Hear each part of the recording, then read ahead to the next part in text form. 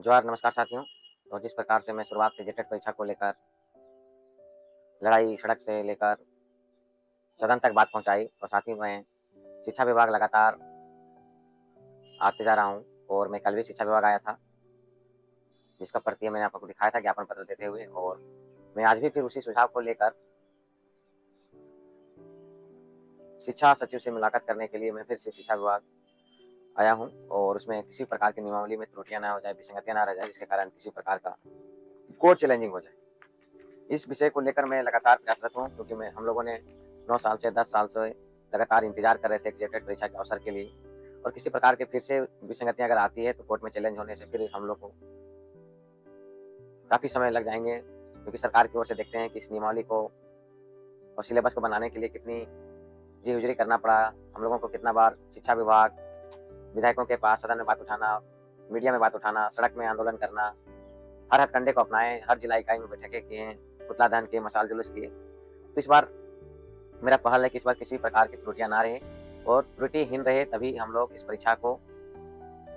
अच्छे तरीके से संचालित होगी, परीक्षा के फॉर्म भरे जाए और परीक्षा सही समय पर ले लिया जाए, ताकि झारखंड में लगभग 9 सालों से जो जेटेट परीक्षा को लेकर एक अवसर के लिए प्रयासरत हैं, उसको अवसर मिले और वो शिक्षक बने। इसको लेकर मैं लगातार शुरुआत से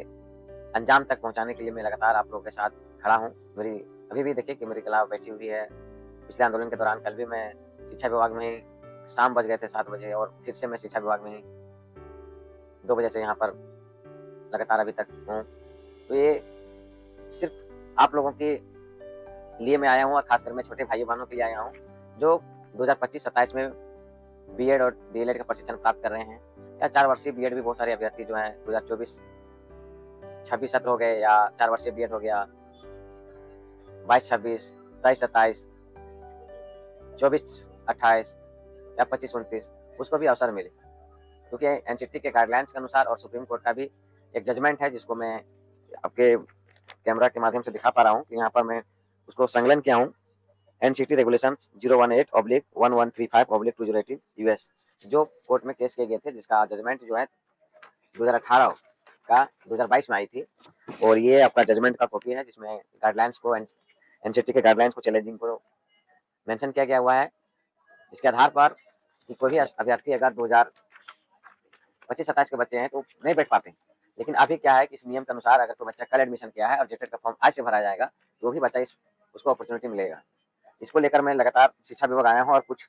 और विभिन्न मांगों के साथ में शिक्षा विभाग आया हूँ कि पहला जो है हमारा मांग जो है कि एनसीटी के दिशा निर्देश के अनुसार बीएड और डीएलएड जैसे शिक्षण प्रशिक्षण पाठ्यक्रम में अध्ययनरत अपेयरिंग परसुइंग अभ्यर्थियों को भी जेटेट परीक्षा में सम्मिलित होने की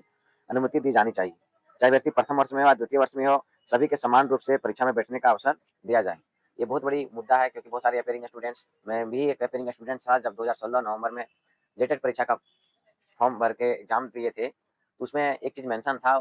वो चीज़ चैलेंजिंग था, जो हम लोग चैलेंजिंग नहीं कर पाए। आज वो किसी भी कारण से हम जिस प्रकार से अभागा महसूस किए, आप लोग ना हो, इसके लिए मैं पहल कर रहा हूँ। क्योंकि मुझे 2015-17 में बीएड सेशन था, 2016 में नवंबर में जेटेट की परीक्षा हुआ था, उसमें आयोजन परीक्षा में बैठने के बाद हम बाद भी जेटेट पास करने के बाद भी हमको इससे वंचित रहना पड़ा। तो ये आप लोग ना हो रहे। दूसरा हमारा पॉइंट है कि न्यूनतम आयु सीमा का निर्धारण। एनसीटी के मानकों के अनुरूप जेटेट परीक्षा में सम्मिलित होने के लिए न्यूनतम आयु सीमा 28 वर्ष निर्धारित की जानी चाहिए, क्योंकि बहुत सारे अभ्यर्थी हैं जिनका बीएड तो चलिए कम से कम तो 20 साल हो ही जाता है, क्योंकि मान के चलिए कोई व्यक्ति 2014 साल में मैट्रिक पास किया, 16 साल में इंटर पास किया, 19 साल में ग्रेजुएशन पास किया और 21 साल में बीएड हो जाता है। तो अगर वो 19 साल में ग्रेजुएशन पास करने के बाद अगर बीएड में एडमिशन लेता है तो उसको अवसर नहीं मिल पाता था। दूसरा सबसे पहला बात होता था कि बहुत सारे अभ्यर्थी जो थे, जो डीएलएड के अभ्यर्थी, जो मान के चलिए कि 16 साल में इंटर लिख लिए और 2 साल में उसका डीएलएड हो गया, 18 साल हो गया। अब वो अभ्यर्थी को अगर 18 साल के न्यूनतम आयु सीमा में अगर उसको मौका नहीं मिलता है, अवसर नहीं मिलते हैं, तो क्या है कि 21 साल अगर न्यूनतम रखा जाएगा तो 3 साल का गैपिंग हो जाएगा। तो वो उसको अवसर नहीं मिलने के कारण से क्या होगा, वो इस नियुक्ति प्रक्रिया और जेटेट परीक्षा बैठने से वंचित रह जाएंगे। तीसरा जो हमारा पॉइंट था, आरक्षित वर्ग के लिए उत्तीर्णांक में छूट। एनसीटी के नियमों के अनुसार एससी एसटी ओबीसी के अभ्यर्थियों को न्यूनतम जो पासिंग मार्क्स में 5% की छूट प्रदान की जानी चाहिए, जिससे सामाजिक न्याय एवं समान अवसर सुनिश्चित हो सके। क्योंकि पिछले बार देखे होंगे कि सहायक आचार्य की जो नियुक्ति हुई, उसमें ये चीज को आपको देखने को मिला था कि जो आरक्षित वर्ग में पास किए थे, एससी, एसटी, ओबीसी, जिसका जो जेटेट में 82 नंबर से ऊपर लाए थे, 90 नंबर से नीचे थे,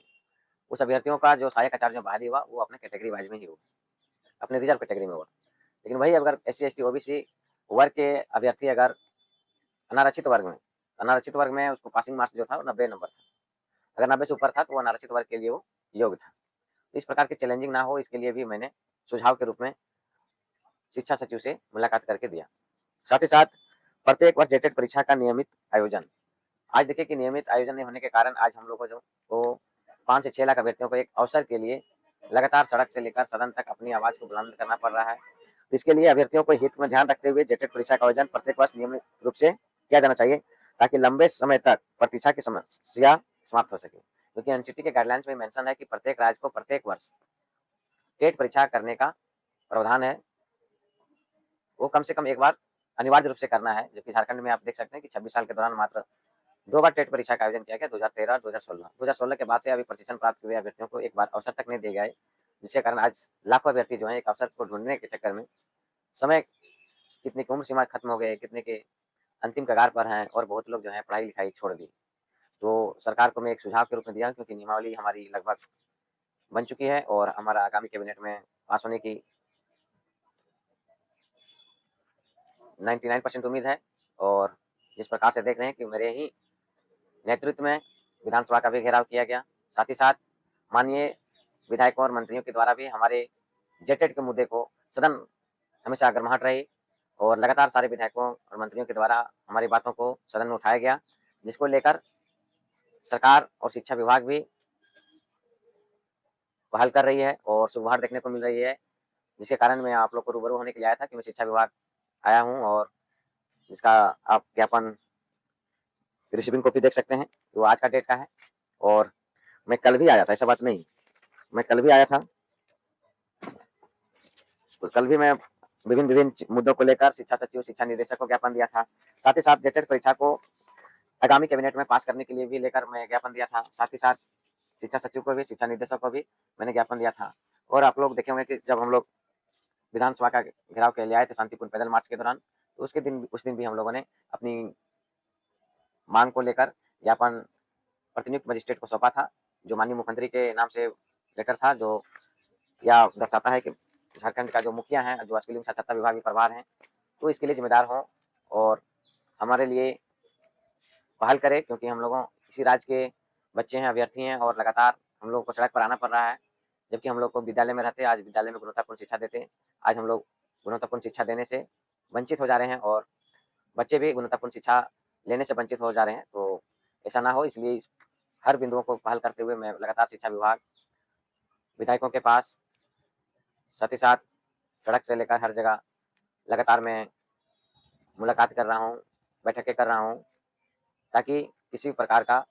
विसंगतियां नियमावली में ना हो और परीक्षा जल्द से जल्द आयोजित हो। धन्यवाद। जोसेन